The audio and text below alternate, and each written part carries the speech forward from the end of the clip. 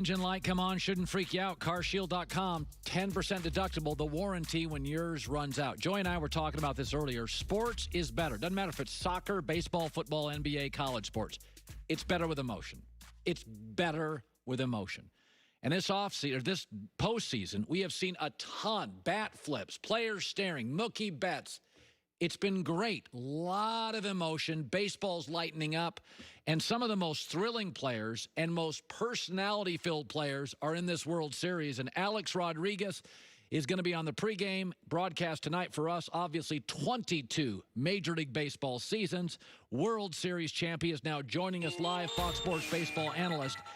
I don't know what changed, but about 3 years ago, we were all complaining that you couldn't have fun and stare at a home run. And now everybody's in on the party. What changed? Why is it okay now? Well, it is exactly that. It's a party, and it's a good party, and it was a necessary move. I think when you look at the three major sports, we were the only ones left behind that weren't having fun. And I just think it's become younger, more exciting. Hitting's hard, and these pitchers are throwing mid-90s to 100. And what Bellinger did the other night, hitting basically close to a walk-off in the seventh inning with a game-winning home run, another game-winning on the previous series, and another Game 7. And I think guys are enjoying it. They're showing more personality, and it's great for baseball. You know, Mookie Betts is a fascinating player. His instincts, his speed. You know all sports. I don't know what to compare him to, but he's such a catalyst for the team. Give me a little on Mookie Betts, because I didn't watch a lot of Red Sox stuff. I watch him now, and it's like, oh, he is the juice to this baseball team. He really is. And Joel Sherman, the writer for the New York Post, called him the modern-day Willie Mays. You know, for Laker fans, I think he is what Magic Johnson brought to the very stoic Kareem Abdul-Jabbar, right? I mean, look at the smile. It is the Magic Johnson smile. It's $1 billion smile. But it's the athleticism. He's got Roberto Clemente defensive skills. He was a former second baseman coming up in the minor leagues. But he can hit for power. He can hit for contact. He's a game changer. And I believe that if Corey Seager wasn't the MVP, I called Mookie Betts the silver medal, because he would have won the MVP strictly with his glove. Yeah. Then they have a player like Justin Turner, and he's scrappy. You know what I mean? And if you watch a lot of Dodger games, he is just a professional hitter. That's what he is. He is a tough out. How does he fit in all this? The value of Justin Turner for the Dodgers. I grew up watching the New York Mets. The New York Mets changed when Keith Hernandez arrived, because he became the leader, the glue, the voice of reason. And I cannot think about this great Dodger run without having Justin Turner at the 3 spot and playing Gold Glove caliber defense.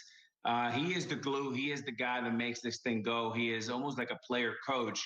And if the game was on the line, I believe that myself and Dodger Nation would want Justin Turner in the box. He is a black belt baseball player. So Clayton Kershaw has had some postseason struggles. He goes in game 1. And it's interesting. I always think in postseason baseball, you know, sometimes the writers and the analytic people miss on this. You got to let stars be stars. You have to show Clayton Kershaw you have confidence in him. I don't care if he gives up an infield single and a double. He gets another batter. I paid a lot of money for him. I have to live in the clubhouse with him, on the road, at home. So he goes into game 1 tonight. So how do you manage Clayton Kershaw, showing him support, Alex, but also knowing 6th inning, Tampa's got a lot of home run power. Do you manage him a little more cautiously?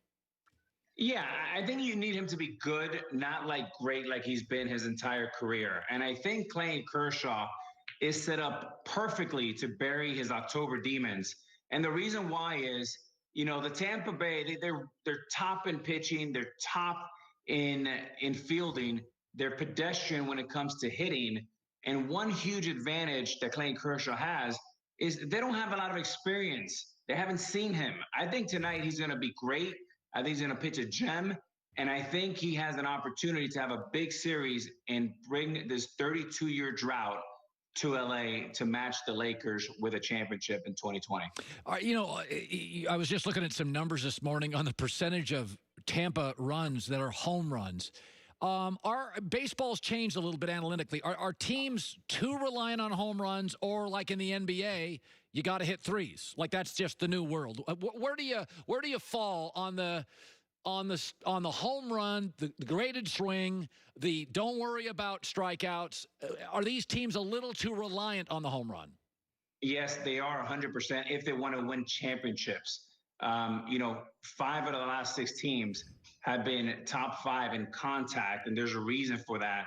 It's because if you don't move the ball forward, you don't have an opportunity to score runs. In October, things are different. Anxiety rises.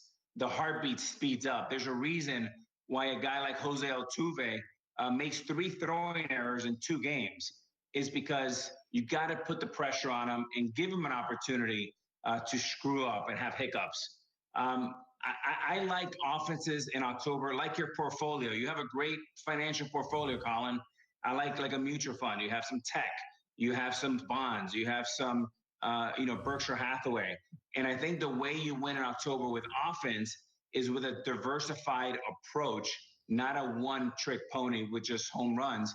Because sometimes home runs go dry, just like in the NBA, threes go dry, and you can't win. I like to have Shaq and Kobe. I think both win. The same goes in baseball. Yeah, Joey and I talk about this all the time. LeBron and Anthony Davis and Kawhi Leonard have brought kind of the layup, the dunk, the mid-range back, and that's what's winning championships last couple of years. So when I look at the Dodgers, my takeaway is when the TV's on all summer, it is just 1 through 7, 1 through 8 professional hitters. It is a great hitting team. I worry about their bullpen. And then with Tampa, it's everybody throws 97. Like it is, hey, guys, so it feels like to me this series is stacked roster, stacked pitching. Is it that simple? Well, I tell you what, the A's have 3 number 1 pitchers, to your point, and they have a big-time game with Charlie Morton. He's a guy that knows how to get it done in October and has won the championship. I think for the Dodgers, you have to stop Arozarena, who's been the hottest hitter. He looked like Barry Bonds this October. He's a Cuban kid. He has 7 home runs and is on fire. If you neutralize him, great. But let me give you one stat. If Tampa Bay scores 5 runs, they're going to win. They're basically 25-1 if they score 5 runs.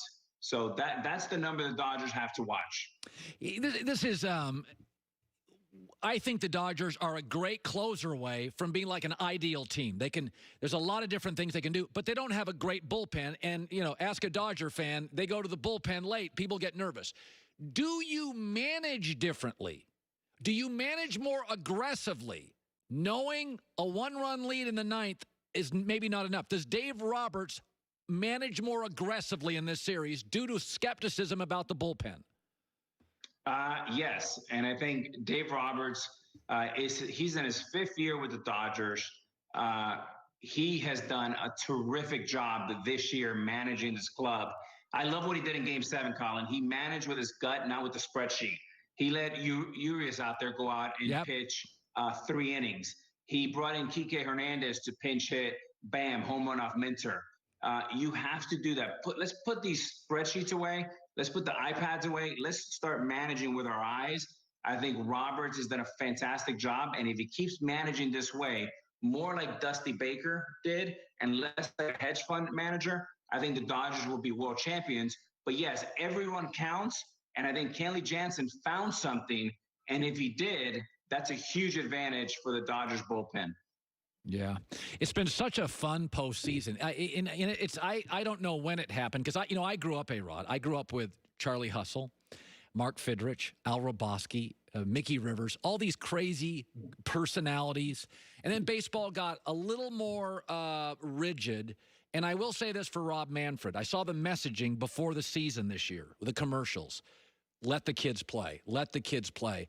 I always felt if I was an athlete that I liked a little swag. That it almost gives me more. I want a confident athlete, and if that means I have to flip a bat. But were you bothered when guys got a little show? Reggie Jackson, I grew up with, he was showy. You weren't a showy player, but you had a personality. Did it bother you in your prime if guys showed personality? No, I loved it. And look, how can I hate personality? I grew up watching the Hurricanes, and Hurricane football won 5 championships under Jimmy Johnson's tutelage, and no one had more fun. They probably say, some people say they had too much fun. But I think, Colin, here's where it comes down. There is a difference between hitting a home run like this and having fun versus, looking at someone, grabbing your crotch, and showing somebody up. You can enjoy the game. You can celebrate your home run. You can even take a selfie looking at your dugout. But you're not sitting there trying to embarrass a pitcher. You're enthused and you're celebrating the game. I think there's a big difference. And the way they're doing it today, I love it. It's not personal. They're looking in their dugout. They're trying to get fired up. And I tell you one other thing, Colin, this has been so much fun. You talk about March Madness. This is October Madness. And I love the 7-game spread. If you play 7 days in a row, you just can't get enough of it. It becomes a little bit like summer ball where, the last team standing wins. And you have to manage differently when you're playing 7 in a row versus playing 7 games in 10 or 11 days. Great stuff. Alex Rodriguez, Fox Sports baseball analyst, FS1 at 7 Eastern. The pregame starts. Move over to Fox. Love having you. Can't wait. Great World Series. Big arms, big bats. It'll be great Dodgers race. Thanks, Alex. All right, you bet. Thank you. Yeah, it's going to be really good stuff. Boy, I'll tell you, we were talking about in Best for Last today. It is a weird time. Boston had this a few years ago. L.A. is just loaded. Not just good teams. I mean, Mike Trout in Los Angeles in terms of star power is like 9th. And he may be as good as anybody playing baseball today. It's Mookie Betts is in town. Dodger fans, really, he is juice for that franchise. Joy Taylor with the news. No.